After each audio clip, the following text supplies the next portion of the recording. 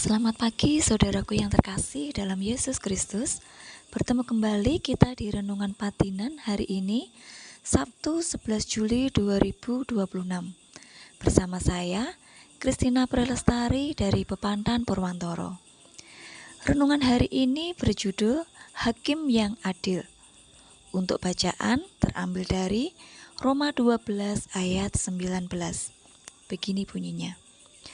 Saudara-saudaraku yang kekasih, janganlah kamu sendiri menuntut pembalasan, tetapi berilah tempat kepada murka Allah. Sebab ada tertulis, pembalasan itu adalah hakku. Akulah yang akan menuntut pembalasan, firman Tuhan. Saudaraku yang terkasih, di dalam kehidupan kita sehari-hari, pasti kita sering dihadapkan dengan hal-hal yang membuat kita kecewa, membuat kita sakit hati. Entah itu disebabkan ucapan yang tidak mengenakan dari orang lain, atau mungkin kita difitnah, atau mungkin kita dikhianati oleh sahabat ataupun orang terdekat kita. Ketika hal itu terjadi pada diri kita, secara manusiawi kita pasti sakit hati. Kita pasti sangat kecewa dan kadang kita bertanya di dalam hati, kenapa mereka tega melakukan hal ini kepadaku? Kalau kita melihat berita di TV, sering ditayangkan peristiwa-peristiwa di mana hal-hal kecil bisa menimbulkan sakit hati. Dan pasti yang menjadi korban tidak terima dan korban berusaha membalasnya dengan lebih kecil lagi. Kalau pepatah mengatakan, gigi ganti gigi, mata ganti mata. Jadi ada upaya untuk balas dendam. Nah, kita sebagai umat Kristen, apa yang akan kita lakukan apabila hal itu terjadi terhadap diri kita? Apakah kita sama akan membalasnya atau kita memilih untuk mengampuni? Saudaraku yang terkasih, Tuhan punya standar yang tinggi dalam hal ini. Kita tidak boleh membalas perbuatan mereka yang sudah menyakiti kita. Tapi kita harus menyerahkan sepenuhnya kepada Tuhan.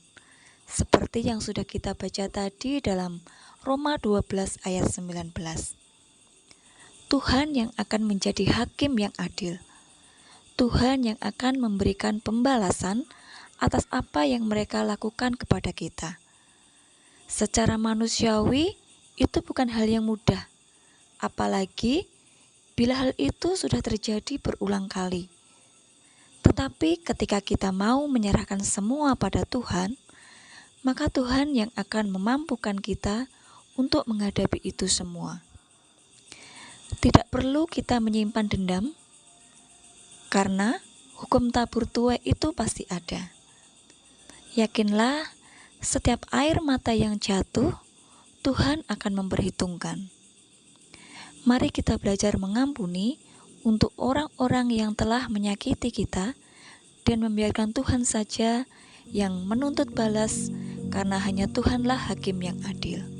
Amin.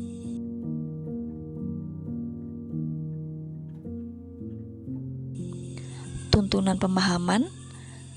Apakah saat ini ada orang yang menyakiti hati kita sehingga hati kita terluka?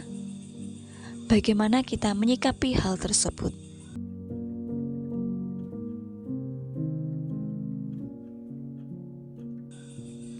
Mari kita berdoa.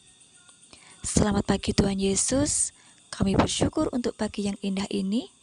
Kami bersyukur untuk firman pagi ini. Kami boleh diingatkan kembali bagaimana hidup yang penuh dengan kasih, di mana ketika kami disakiti, kami tidak harus membalasnya. Tapi bagaimana kami bisa mengampuni dan menyerahkan sepenuhnya ke dalam tangan-Mu. Kami tahu ini bukan hal yang mudah, tapi kami percaya Engkau yang akan memampukan kami. Terima kasih Tuhan. Amin.